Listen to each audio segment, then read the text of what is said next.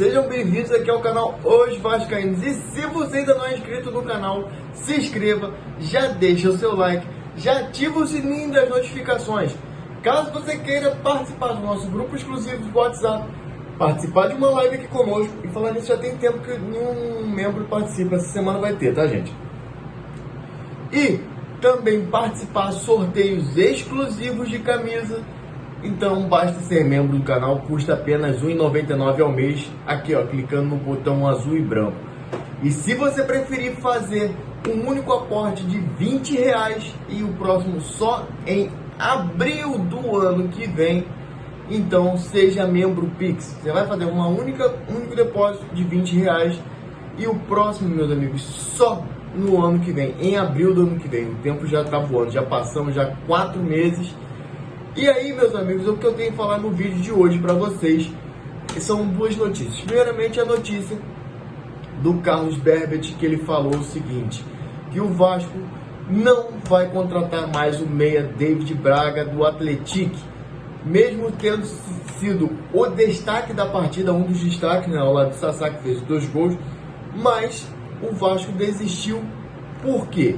Por não querer contratar uma aposta, porque não significa que o David Braga performou muito bem até contra o Vasco, não quer dizer que ele vestindo a camisa do Vasco ele vai performar da mesma forma, mas isso por conta de medo da torcida, medo da pressão da mídia, que somos nós, medo da pressão da torcida, que contratando um meia, por mais que tenha sido o destaque do Campeonato Mineiro, tenha ido às semifinais, né, no lugar até do próprio Cruzeiro, que não se classificou. Então, assim, hoje o Vasco está numa panela de pressão do qual ele mesmo se meteu. Por quê? Não vou falar daqui da questão que o Josh Wander prometeu ou deixou de prometer, a questão do caixa ser igual do Império do Mal e papapá. Tá bom, mano, mas a gente quer ver time. Eu não vou ser leviano em falar que esse time já tinha que estar já ganhando títulos, que foi 100 milhões, foram 100 milhões em 14 contratações, né? Mas assim, a gente tem que saber dosar as críticas. E por que eu falo de dosar as críticas? Porque a crítica que eu faço hoje é a seguinte: diante do péssimo rendimento do time do Barbieri, após quase 2 semanas de treinamento, a gente viu um time muito apático, um time pior do que do ano passado da Série B, entendeu? A gente vê um time sem criação nenhuma. O Vasco, no segundo tempo, parecia que tinha comido uma feijoada, assim, de não conseguir reação para jogar contra o Atlético. E as modificações que o Barbieri fez também não surtiram efeito. Eu esperava que o Barbieri fosse mudar muito mais desde o início, dar mais oportunidade a outros jogadores. O time terminou no 0-0, do qual nenhum dos dois times mereciam muito fazer um gol. Lógico que o Léo Jardim fez uma grande defesa, o goleiro deles acho que fez umas 2 ou 3 defesas assim cruciais, mas cara, desculpa, mas isso é muito pouco para o que o Vasco quer. O Vasco vai disputar uma Série A, o Vasco vai disputar contra o Flamengo, contra o Império do Mal, contra o Palmeiras, contra o Corinthians, contra o Fluminense, que até então foi o 3º ou 4º lugar do ano passado. Vai jogar contra um time organizado que é o Fortaleza, embora também não esteja tão bem, né? Foi desclassificar lá da Copa do Nordeste, mas enfim, mas é um time muito organizado. É um time que contratou o Zanocelo, que o Vasco foi sondado no Vasco, né? E o Vasco não quis. Enfim, temos o Atlético Mineiro, temos o Grêmio, que está jogando bem, né? Embora não tenha ganho do Caxias, mas vem jogando bem. O Inter foi desclassificado pelo Caxias, sim, mas ainda está montando um bom elenco. Então, meus amigos, o que eu quero dizer para vocês é isso. E daqui a pouco a gente vai entrar num outro assunto. o que eu quero saber do Vasco, o que o Vasco pretende não contratando o David Braga. Não que o David Braga seja um colosso, mas, cara, jogou bem contra o time do Vasco. Mas não jogou contra a torcida. De repente ele vê a torcida cantando, ele não jogasse tanto. Tá bom, irmão, mas o cara tava ali mostrando serviço. Inclusive, o lateral esquerdo deles também jogou uma barbaridade. Solto, leve, querendo atacar o tempo todo. Entendeu? Então, assim, cara, eu acho que o Vasco tem que começar a pensar no que ele quer para esse ano. Mais tarde, na nossa live de hoje, que vai ter live, nós vamos fazer uma análise sobre esse elenco, tá? E agora eu vou entrar nesse assunto, que é a questão da montagem do elenco do Vasco desse ano. Quantos por cento, eu quero que você coloque aqui nos comentários, quantos por cento o elenco do Vasco hoje está pronto para disputar uma Série A? Por que eu estou falando isso? Eu vou colocar aqui um trecho do vídeo do Léo Lacerda, lá do Na Torcida Vascaína, que ele me cedeu, que eu vou falar sobre justamente essa questão de quanto o elenco está pronto e de teto orçamentário. Por que eu vou falar isso? Vale lembrar que esta coletiva foi no dia 6 de dezembro, do qual eu estive lá presente. Eu fiz essa pergunta, fui eu que fiz essa pergunta, e aí o Paulo, não querendo falar sobre muito, mas falou de uma maneira bem, não foi direto, ele foi bem amplo na pergunta. Então, assim, o que eu quero dizer, eu vou falar logo após do vídeo do Léo Lacerda. Toca aí, meu irmão. Já na segunda janela, caso o time não dê tanta liga, né, como nós vimos já alguns casos de times do ano passado. Existe essa porcentagem e caso exista uma previsão de furo do teto? Qual o final da sua pergunta? Desculpa. Existe alguma previsão de furo do teto do orçamento para contratar mais jogadores? Desculpa, eu não te entendi. Existe uma previsão de... Eu só entendi o teto. Então, furo do teto. Furo do teto? Isso. Caso passado orçamento? Isso, exatamente. É sempre importante, dentro de um planejamento de ano de contratações, você pensar nas duas janelas que você tem, dentro das competições que você tem. Então, a gente tem o início do Brasileiro, o início da Copa do Brasil, o pós-Carioca em abril. E nós vamos ter uma outra janela no meio do ano, que é uma janela que a Europa vem muito aqui, que coincide a janela deles.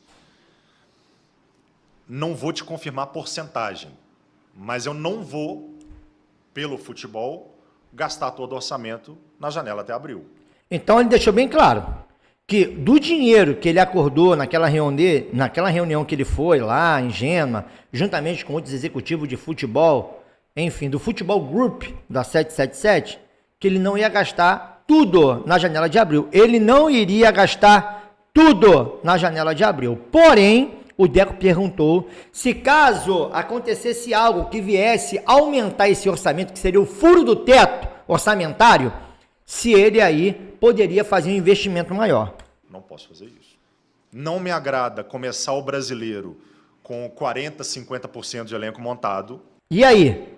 Nós temos hoje 40% ou 50%, ele vai falar do furo do teto, mas já vou pegar esse gancho aqui. Nós temos aí, será que está agradando o Paulo Brax? Será que na cabeça do Paulo Brax, quantos por cento desse elenco já foi montado? Eu acho que essa era uma boa pergunta para os jornalistas que vão lá perguntar ao Paulo Brax, porque até eu quero saber, na visão dele, quantos por cento nós temos desse elenco montado. Como outros clubes fizeram esse ano, no campeonato da Série A desse ano. Me agrada ter um planejamento quase ótimo, ou otimizado, no sentido de otimizado, no início do Brasileiro, mas vou precisar agir na janela do meio do ano, que é uma janela que pode ser de correção de algo que deu errado, ou correção para cima de algo que deu certo e potencializar isso.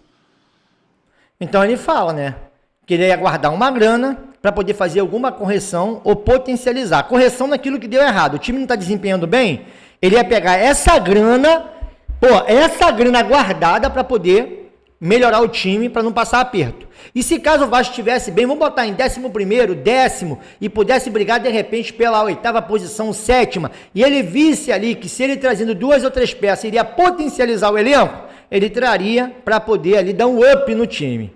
E agora ele vai falar do furo do teto. E sobre o furo que você falou, do teto, o que o grupo nos permitiu é que, se entrar receitas novas, a gente pode investir. O que o grupo me permitiu. Isso aqui, galera, foi em dezembro. Isso aqui foi antes de vender o Andrei. E aqui fica a questão. Primeiro, não vou gastar o dinheiro todo. Não vou gastar o dinheiro todo. Beleza? Vou deixar uma parte para a janela do meio do ano. Beleza. Compreendo e achei até correto na época. Segundo, né, não vou trabalhar com 50% do elenco. Não acho legal, igual fizeram os outros clubes. Terceiro, a empresa me permitiu, se tivesse algum tipo de receita nova, aí nós pegaríamos esse dinheiro para poder investir na janela de abril. E aí, será que eles já estavam no orçamento contando com a venda do Andrei? Será que já estava tudo amarradinho, fechadinho? E será que esse dinheiro, quando entrou, já estava no orçamento que eles trataram? Ou será que esse valor do Andrei foi um furo do teto? Porque os caras falaram, se aparecer alguma receita nova, vocês podem usar. Se valor foi usado, essa é a pergunta. Verdade ou mentira? Né? O Paulo Brax aí está escondendo alguma coisa ou está tudo transparente? E sobre aí o elenco, verdade ou mentira? Tem 80% ou não tem?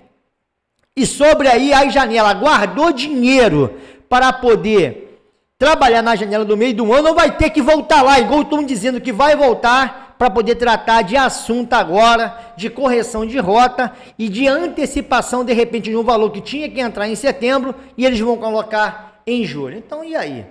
1º de abril ou, de repente, aí está tudo realmente dentro da verdade? Então, acho que eu te respondo dessa forma, porque hoje eu tenho um número. Esse número, ele não é estanque até o final do ano. Esse número pode sofrer alterações para cima, a depender das nossas receitas. Ou seja, pode sofrer para cima a depender das nossas receitas. Entrou dinheiro, galera? O Vasco entrou dinheiro? Eu não estou falando de que o Vasco recebeu, não, isso aí está tudo no orçamento. Mas estava nos planos do cara já vender o Andrei? O Andrei já estava dentro do orçamento. Isso é uma pergunta que o jornalista tem que fazer. Entendeu? Vem cá, você falou lá que se tivesse aí alguma venda, vocês aí colocariam dinheiro. E agora, em abril, falou que o Vasco não ia fazer mais loucura, que o Vasco não ia gastar mais dinheiro, que ia trazer só oportunidade de mercado. E aí, essa é uma das questões. Mas, vamos lá, vamos continuar. Pois é, você viu todo o vídeo, né, que o Léo comentou sobre a minha pergunta. Ele reagiu sobre a minha pergunta. A minha pergunta, será que o elenco do Vasco está 50% montado? Pode ser que sim. A gente lembra que a gente queria que contratasse pelo menos num grupo de 30, seriam de 15 a 20 contratações e os outros seriam vindo da base e alguns jogadores que ficariam, né, do ano passado, como por exemplo o Anderson Conceição, que já não faz mais parte do grupo, né, já foi anunciado inclusive no CRB. Rapaziada, o que eu quero falar é o seguinte: o Vasco contava com a venda do Andrei, isso é fato, tá? Porque os rumores estavam cada vez mais fortes. O Chelsea foi lá. A pergunta que eu faço é a seguinte: não estou aqui na teoria da conspiração, estou aqui analisando alguns fatos, deixo bem claro. Vamos lá. Será que o Andrei, quando fez aquela renovação lá, até 2000 e tarará, que ia ganhar 180 mil e tudo mais, será que a venda já não havia sido concretizada? Por que eu falo isso? Porque o Vasco iria receber 12,5 milhões de euros. Então, um pouco mais de 60 milhões. Tá, o que eu quero chegar com isso? A questão é a seguinte: será que esta venda já não estava sendo prevista no orçamento, tendo em vista que logo depois dessa coletiva, a venda do Andrei já foi concretizada, tendo em vista justamente o quanto que aportou em setembro no Vasco. Cara, o que eu estou falando aqui parece ser um pouco complexo, mas eu vou tentar ser o mais didático possível a vocês. Que o Vasco tem um dinheiro, tem que ter um dinheiro sim, para as receitas de salários, impostos que o Vasco está devendo, toda a receita, o débito junto com o regime de conciliações, né, que é o que chamam de RCE, quando faz a conciliação de um acordo judicial, então esse débito está lá programado, então o Vasco tem que ter dinheiro para pagar essa parcela todo mês, junto à Justiça. A pergunta que eu faço é a seguinte: a venda do Andrei já estava sendo calculada para a contratação dos reforços? Vale lembrar que o Vasco começa a contratar com mais firmeza após a venda do nosso cria.